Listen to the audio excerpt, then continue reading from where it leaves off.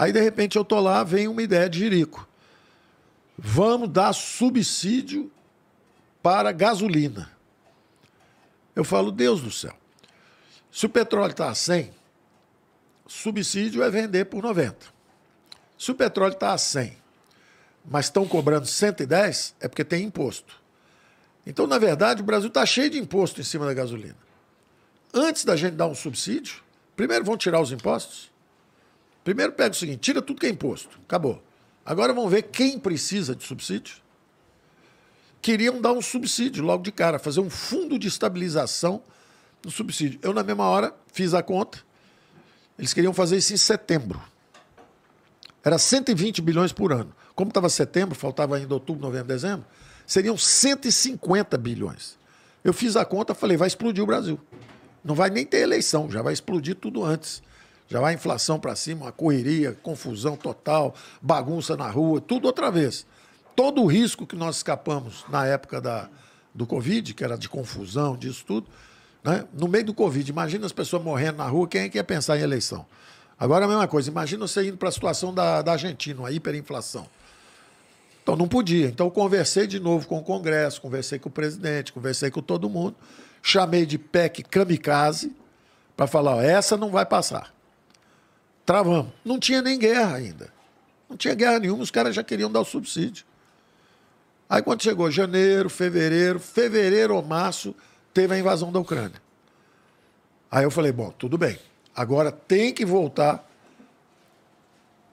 o auxílio de 600. O presidente me chamou. Falei, tem que voltar o auxílio. Subiu a comida, subiu o combustível, está subindo tudo de novo. Nós temos que ajudar os mais frágeis de novo. Então vamos embora, vamos fazer a conta. E aí eu fui vendo quanto é que tinha do outro lado. Como nós estamos gerindo melhor os ativos públicos, todas as previsões que nós fizemos, na primeira, quando falaram em PEC kamikaze, eu ia ter que gastar 150 bilhões e eu só tinha 15. Aí, à medida que o tempo foi passando, quando chegou a guerra, aí sim, uma causa justa, já tinha passado os 3 meses e mais 3 meses. Então a conta já não era mais 120, já não era 150, já tinha caído quase para 90. E do lado de cá, os dividendos das empresas estatais, o excesso de arrecadação, já em resposta à redução das alíquotas. Como nós reduzimos as alíquotas, a economia arrancou, começou a crescer mais rápido. E era parte do nosso programa também, simplificar e reduzir impostos. A economia cresce mais rápido, a arrecadação aumenta e você começa um círculo virtuoso. O inverso dos governos passados. Os governos passados aumenta imposto, cresce menos, a arrecadação cai. Aumenta mais ainda, cresce menos ainda, a arrecadação cai.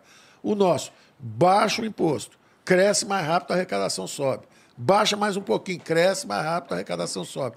Resultado, nós chegamos a arrecadar, do lado de cá, tinha quase 52, 55 bilhões extraordinários que não estavam no orçamento, e aquela conta de 150 tinha caído para 50.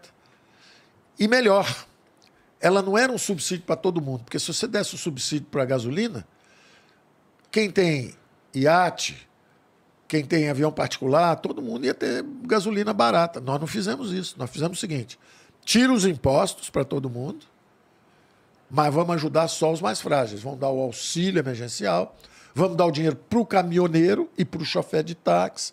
Então, nós fizemos uma PEC do bem e não a PEC kamikaze. Então, começou a guerra narrativa de novo. PEC kamikaze. Não, cara, kamikaze é quando era do tamanho do elefante. Agora é um negócio bem mais baratinho. Agora é PEC do bem. PEC kamikaze. Não é. Ela é diferente. Ela não tem subsídio à gasolina. Ela tem, na verdade, uma transferência de renda para os mais frágeis ou para os atingidos. O mais frágil é o auxílio emergencial. O atingido é porque eu vou dar o dinheiro para um caminhoneiro, eu vou dar o dinheiro para um chofer de táxi. Então, é tudo feito com muito critério. E pela primeira vez nós vamos ter superávit. Todo mundo dizendo assim, PEC kamikaze, absurdo, populismo. Não, superávit. Estamos gastando um dinheiro que nós produzimos com nosso esforço, nosso trabalho, nossa competência. Mas mandar baixar o ICMS atinge diretamente os estados, porque o ICMS é um imposto estadual. Isso é legal? Assim, o STF não pode dizer que isso é ilegal e acabar com essa ideia? Excelente pergunta. E foi o que aconteceu, né? Se eu tivesse baixado o ICMS, era ilegal. Eu sou executivo, tenho divisão de poderes. Eu não posso, eu, executivo, mexer no imposto de um ente federativo, que é o Estado. Mas quem mexeu chama-se Congresso. Quem faz lei é o Congresso, não é o Supremo. O Supremo não faz leis. O Supremo tem que interpretar a Constituição. E eles não podem interpretar esse movimento do Congresso como ilegal, porque está... O que aconteceu? Alguns governadores reclamaram. Sim. Aliás, um governador particularmente, do Maranhão, cuja arrecadação subiu 78%, a inflação era 11%, a arrecadação subiu 78%, acima da inflação, ou seja, ele quase dobrou a arrecadação, deu aumento de salário, não pagou banco internacional, dizendo que tinha perdido receita. Quer dizer, um cara que dobrou a arrecadação, alegando que estava sem dinheiro, parou de pagar banco, ou seja, empurrou, espetou a conta na União, na viúva, em todos nós, no Brasil inteiro, porque aí a União tem que pagar a conta dele com um organismo internacional. Então, muita gente usou a boa-fé do Supremo para dizer que estava perdendo dinheiro. Se esqueceu do seguinte: se por um lado nós reduzimos os impostos indiretos, tipo ICMS, e não fomos nós, foi o Congresso, se o Congresso reduziu, e é ele que legisla, por outro lado, a arrecadação subiu muito de imposto de renda. Então, será que o Estado vai me devolver, então, a arrecadação extra que ele está tendo, que não estava planejada? Nós estamos fazendo a conta. É absurdo o aumento de arrecadação que ele recebeu. Além dos 160 bilhões que nós transferimos para eles o ano passado, além da interrupção de reajuste de salários que nós pedimos e eles justamente receberam, acabaram economizando mais 90 bilhões, além de tudo que nós transferimos para eles, Lei Candir. Sabe quanto nós transferimos para os estados brasileiros para os próximos 10 anos? R$500 bilhão. E eu vou te dizer quais são.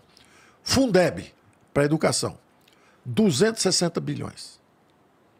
Lei Candir, 70 bilhões. Eu não sei o que é Lei Candir. Lei Candir é o seguinte: há 30 anos que tem uma briga entre a União e os estados.